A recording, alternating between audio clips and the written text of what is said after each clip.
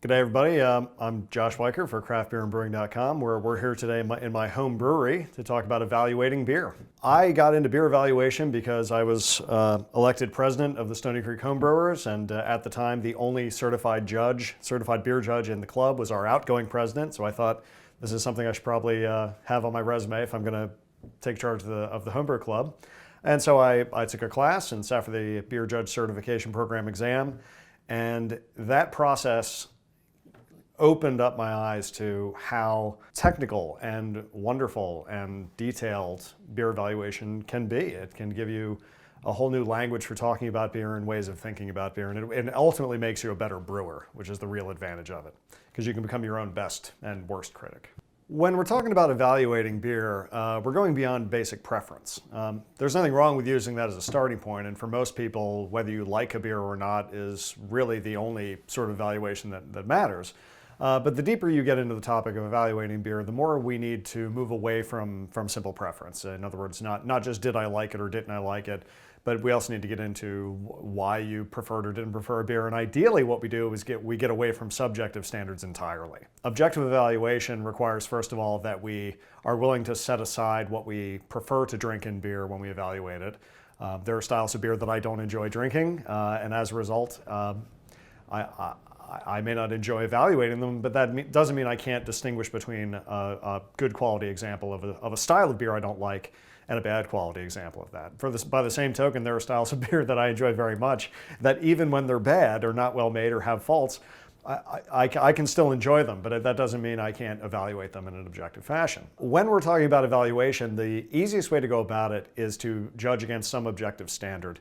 Luckily, there are guides that are published by a couple of I wouldn't say, authorizing bodies, but there are organizations that produce style guidelines for beer.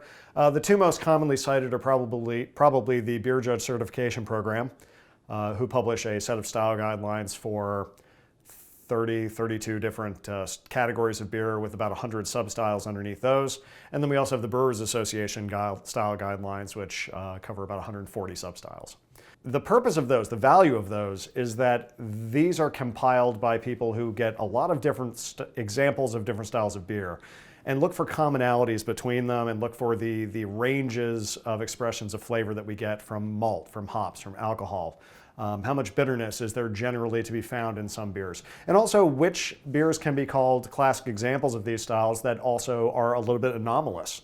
One example of that would be something like Old Ale, which we think of as a strong ale, and yet one of the classic examples of Old Ale is Theakston's Old Peculiar, which is only about 5% ABV. So they give us a sort of generalized picture of what beer styles are, but at the same time they allow for expression within those styles. But judging against those styles lets us state, without worrying about our own personal preferences, whether a beer is a good fit for that style of beer. And at the end of the day, beer evaluation is done best when we're taking what we expect from a beer and matching it against what it actually expresses, and then deciding at that point whether it's something we like or don't like. Now, that's not to say you can't like a beer that doesn't fit in a certain style. It just means that it might not be a good representation of that style. We should never confuse evaluation with preference. The first step, obviously, is tasting the beer. We can't describe what we get out of it until we, put it in our nose and put it in our mouths. To do this well, you need to set yourself up for success, though. First, you want to look at the conditions under which you're tasting. You want to start with a clear palate. You don't want to just have eaten a lot of spicy food or eaten garlic or something like that, something that's going to linger with your perceptions. If you smoke, you want to make sure you haven't smoked recently, that you've cleared your palate in some fashion. There are certain foods that are good for clearing palates. Coffee is a good example. A sip of coffee is a good palate scrubber.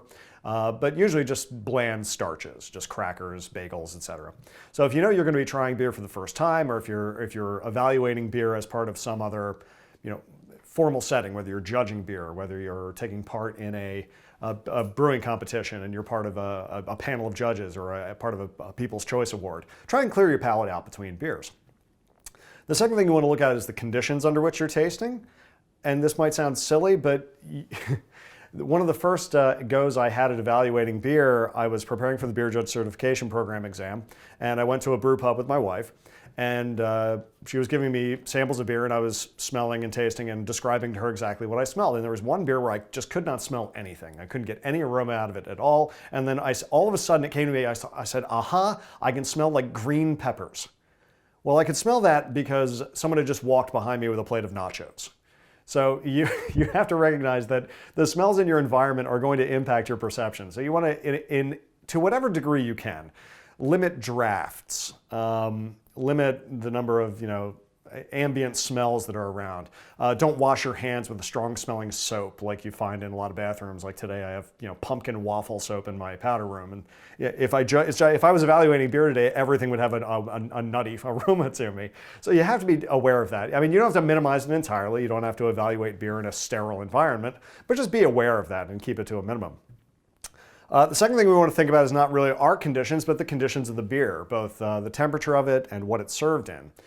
In a perfect world, every beer would probably be served right around cellar temperatures, around 50 degrees Fahrenheit, give or take.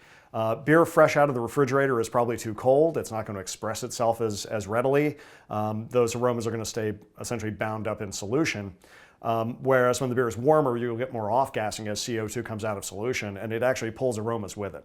So you want beer served at the proper temperature. Too cold and you're not going to smell anything. Too warm and it might not give the right impression compared to when it's served in proper temperatures. The next thing you want to look at is glassware. And you want to match the glass to whatever it is you're evaluating. Beers have certain, unique glassware for example, this is a Stang, a Kolsch Stang, and it's designed specifically to serve Kolsch, the native beer of Cologne, Germany. Other beers tend to present better. A lot of Belgian beers you'll see coming out in goblets. Goblets are good for Belgian beer because they have very complex aromas, and you want to make sure you can sort of get all of it at once, otherwise it would be overpowering. Something that's a little more restrained, you might want in sort of a snifter glass, because it sort of captures those aromas. And of course we have the good old-fashioned classic no-nick pint glasses, or just the traditional shaker pint. And each of these might be the right choice for the right type of beer. And also for our purposes, if you're just evaluating a range of beers or if you're sharing a bunch around, it can come in handy to have just a bunch of small rocks glasses around and just pour smaller samples in. So be aware of it. Again, you don't have to be a slave to this if you like to drink everything out of it. For example, I love drinking almost everything out of a no-nick pint glass. I just like the little, just the feel of it really. Some people prefer dimpled mugs. Other people prefer, snifters. It really doesn't matter. But it makes enough of a difference that if our goal is to evaluate beer, that we want to give it the best chance it can have to be what it's supposed to be. And so if you serve a double IPA and a snifter, you're probably going to have too much in the way of hop aroma or alcohol aroma compared to if you served it in its proper glassware. Most of beer evaluation is mainly an exercise in perception and description. You want to try and break out your flavor perceptions as minutely as possible, and at the same time you need to be able to apply language to those that can make sense to other people. So for example, we wouldn't just say something smells hoppy. I mean, that's a good start, but we wouldn't want to leave it at that because hoppy can mean a lot of different things. Hops can smell like herb and earth and pineapple and candy. I mean, you name it. So we want to be as specific as we can. And then beyond that, we want to make sure we're approaching tasting in something like a systematic way and really using our whole sensory toolkit to get as much out of it as we can.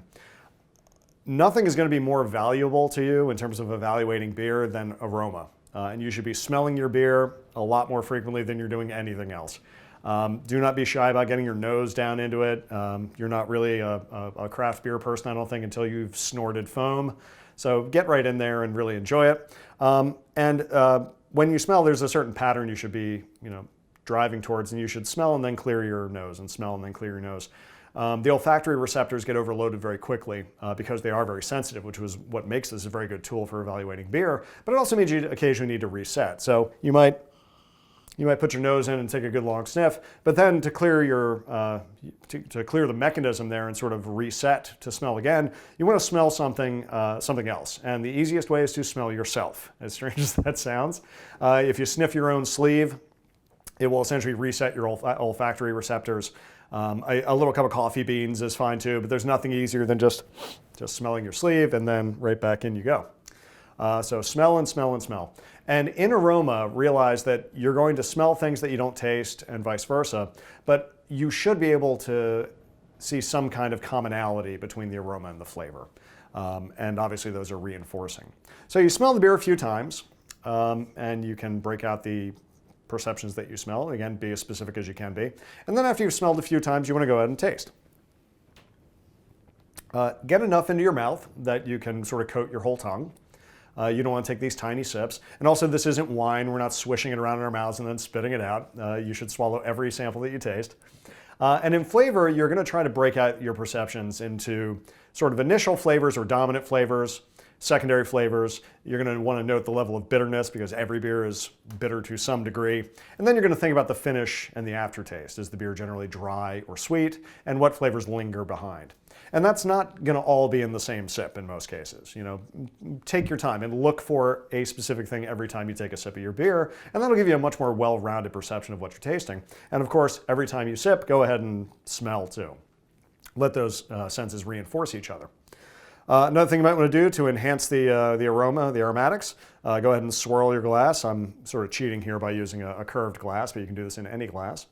What this is going to do is it aerates the beer. And it also agitates, it agitates the beer, which forces CO2 out of solution.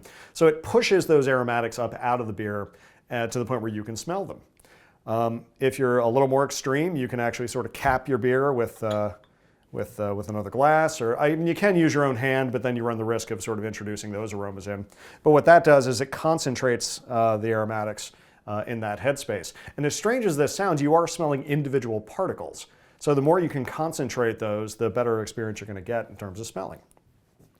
And then finally, you want to think about how the beer feels.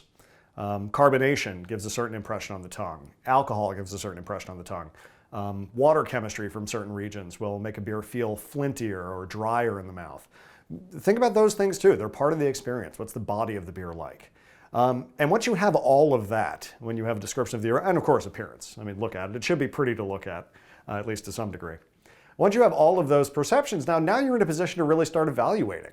You can ask yourself, does this match what I expected? If someone told you this was a stout, you'd probably have a problem simply because it's way too pale, right? So it's a question of how well those expectations match what we would expect given that the beer is called whatever it's called. And then after you've reached that determination, you can then get into also whether or not you prefer it, whether you can let those subjective evaluations back in. But like I said, approach it in something like a systematic way. You don't need a pattern, you don't need to take notes on every beer, but you know, smell, taste, feel, and then just sort of think about the beer. When thinking about what's wrong with the beer, this is too often the default position of people once they start taking beer seriously. They approach every pint of beer, every pour, as an opportunity to fault find. Let me encourage you not to do that. We shouldn't take it that seriously. If there is an obvious fault in the beer, that's fine. It's perfectly fine to notice it, but it's the beer equivalent of going to the movies with a veteran and they point out everything that's wrong on the uniforms, when that's not really what the movie's about. Okay, so don't try to fault find. You're detracting from your own experience. And when thinking about faults, keep in mind that your first question should be, is this inhibiting my perception or my enjoyment of the beer? That should really be the first thing. In many beers, diacetyl is a fault, that movie popcorn butter aroma. But in other beers, A, it's not a fault, and B, you might actually just enjoy the way it presents in those beers. So don't always look at this as a way to identify something negative. You should be able to approach a beer by saying that, you know, flavors are flavors, and fault, with the negative connotation it carries, is really about whether or not it's impacting that flavor to a degree where you think it's bringing it down, where it's costing it some points. If it's not doing that, then I would say don't obsess about it. And certainly approach every beer with an eye towards whether it generally tastes good or not. Don't go hunting for faults. Don't look for a reason to be unhappy. You can be as holistic or as technical and specific as you like on faults. There's literally nothing wrong with saying something in this beer just tastes off to me. You don't need to have the technical, chemical, or biological vocabulary to, you know, explain that there's an excess of, you know, of isoamyl acetate in the beer. You can just say, no, it just tastes funny. There's nothing wrong with that, and you shouldn't let other people, you know, shame you on this one. If you don't like the way it tastes, there's nothing wrong with expressing that opinion, even if you can't articulate exactly what it is that you don't like. Some people hear the phrase beer styles and assume that you're just a curmudgeon who's out to ruin their fun. There's no rule that says a beer brewed to a certain style must meet these characteristics. Every beer style and the style guidelines we talked about from the BJCP and the BA allow for a lot of interpretation. So it isn't like you're brewing to one fixed recipe, and if you're going to call it a Pilsner, it must taste like A, B, and C. There's a lot of room for expression there.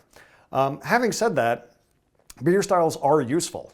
They provide us with a preview of what we're going to get, and you'll find that, you know, when you go into a bar, when you're looking at that tap list, you're going to get usually the name of the beer and then what style it is, and sometimes the style is part of the name. The reason we do that is because it aids us in selecting a beer that we think we're going to enjoy. If you don't like roasty flavors, then you're probably not going to order a stout. If you don't like hops, you probably won't order an IPA. So it's important that we recognize that beer styles exist and what their purpose is, which is to preview what's going to come out of the tap or out of the bottle. Some beer styles are more clearly defined than others. Hefeweizen is a good example of this. Hefeweizen, in most cases, is a hazy, low alcohol, light beer. It's made with a significant amount of wheat, approaching 50%. It is a beer that tends to exhibit what we would call Weizen yeast characteristics, tastes of banana and clove. And so if you call something a Hefeweizen or a Weizen or a Weissbier, you're creating a pretty clear expectation in the minds of the people you're talking to. The same is true for some of the Belgian beer styles, Belgian triple, Belgian double. You create expectations in terms of carbonation and dryness and alcohol and flavor. And so you have to be aware that when you're using that language, people are going to expect certain things. Many styles of beer, though, are not that specific. They're not that explicit in terms of what they represent. IPA is a great example of this. I know every beer on the shelf is an IPA these days.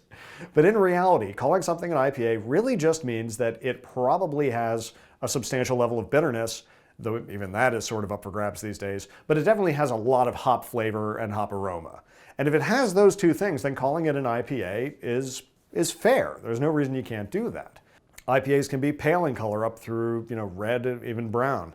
Even black IPAs, contradictory though that sounds. There are beers that, emphasize bitterness more than hop flavor or an aroma, and vice versa. They can all be covered by this one umbrella, though, of this style. So recognize that in most cases, the older or more traditional a style is, the more likely it is to have some hard and fast rules, and the newer a style is, the more flexible it might be. We still don't know what a New England IPA is. It's hard to say for certain. In the realm of beer styles that are more established, and you would think we would know how to define those, we still have a lot of wiggle room.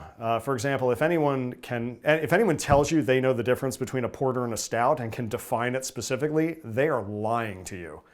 There is no obvious dividing line between porter and stout. Within that realm of different kinds of stouts, you could have tropical stouts, dry stouts, export stouts, imperial stouts, Russian imperial stouts, American imperial stouts. And it's not totally clear what defines each of those things. So just because we slap a style name on something, that doesn't guarantee that we have a checklist of things that must be present. It's possible, but in all likelihood, the absence of one element or the emphasis of one element doesn't make something a perfect fit or a wildly imperfect fit for a style. There's always going to be room for maneuvering. For certain beer styles as well, you can use known examples that have been around for a long time that are considered classic examples of their style to educate yourself on what these beers usually taste like. If you want to know what an imperial stout tastes like, you can go find North Coast Old Rasputin, Old Raspy, and tasting that will tell you what most people would think a Russian imperial stout tastes like. If you want to know what diacetyl tastes like, what an English pale ale tastes like, you can find Old Speckled Hen, which is an ESB that's commonly available in our market. And that is a good example of that style of beer, something that's kind of representative of it. Look for those examples to help educate your palate.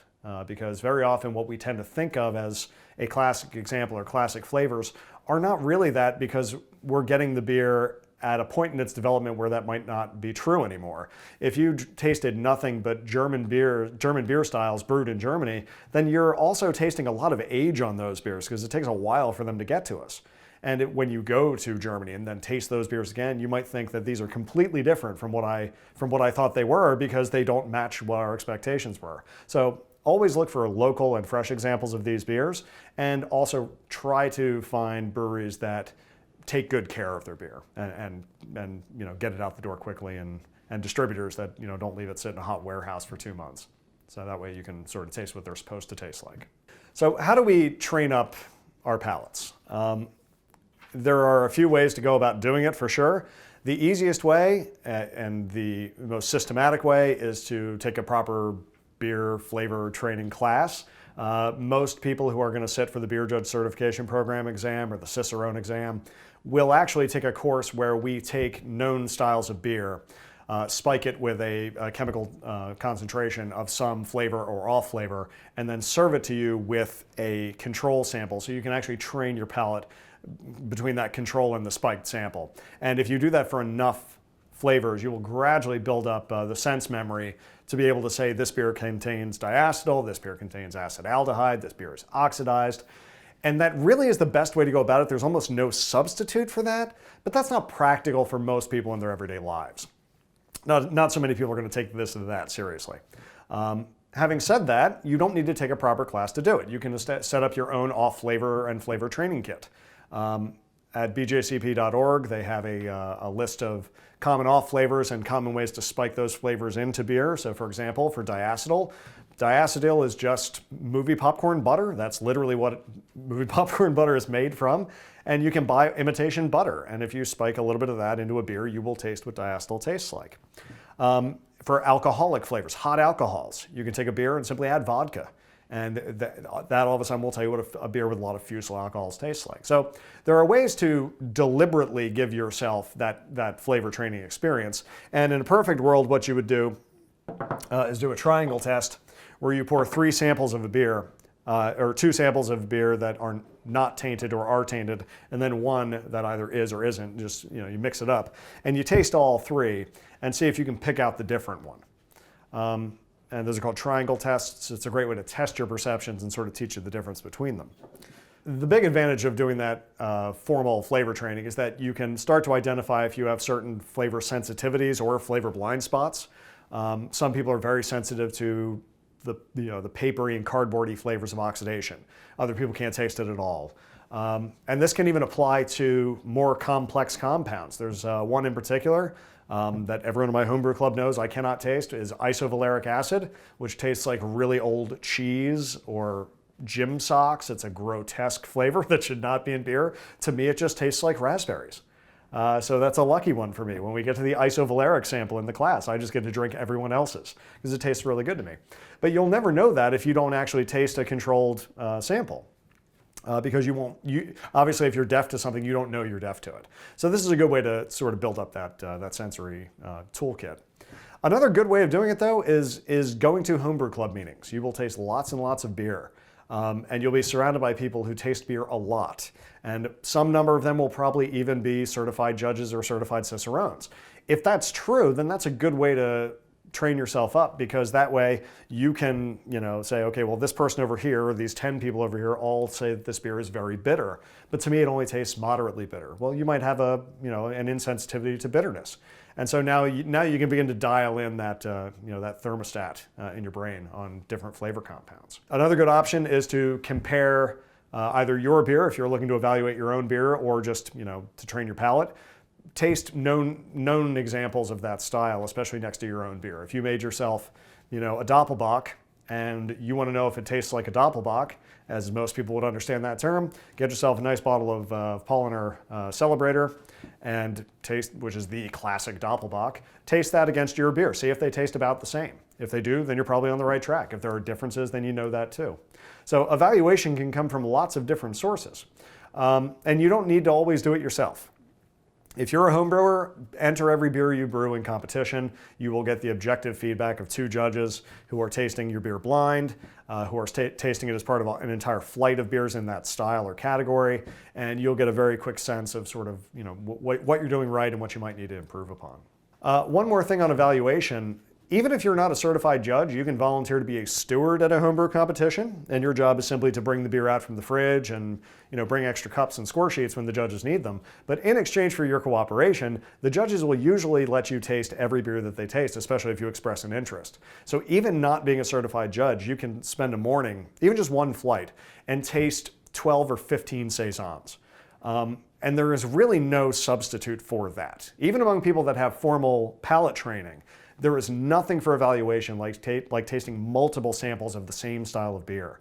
And you will very quickly begin to understand exactly what we mean when we say that, something has a grainy flavor or something bitterness is very high. When you're just drinking one beer at a time at the bar, you're not going to get that same kind of exposure. And you're not going to get the same kind of contrast. So look for options to taste a lot of different kinds of beer. The goal in beer evaluation is not to be excessively negative. Being critical doesn't mean finding every fault in a beer. Being critical means evaluating what you taste and deciding whether it all works together and whether it matches the established standard. So be more critical when you're drinking beer. Take it seriously. Try to get as much flavor out of it as you can and try to remember, create a memory for yourself on what that beer actually is. But that doesn't mean that you should approach every beer trying to figure out what's wrong with it. Most beer on the market from almost any producer is at a minimum pretty good. And usually when you have the great beers out there, you'll know those right out of the gate. So don't go into this thinking that you need to tear every beer down to really understand it. Always be willing to take a step back and ask a very basic question of whether you liked the beer, whether you want to finish that glass or not, because being critical doesn't mean you have to be negative. Thanks for watching. Stay tuned for more lessons from craft beer and brewing, and cheers.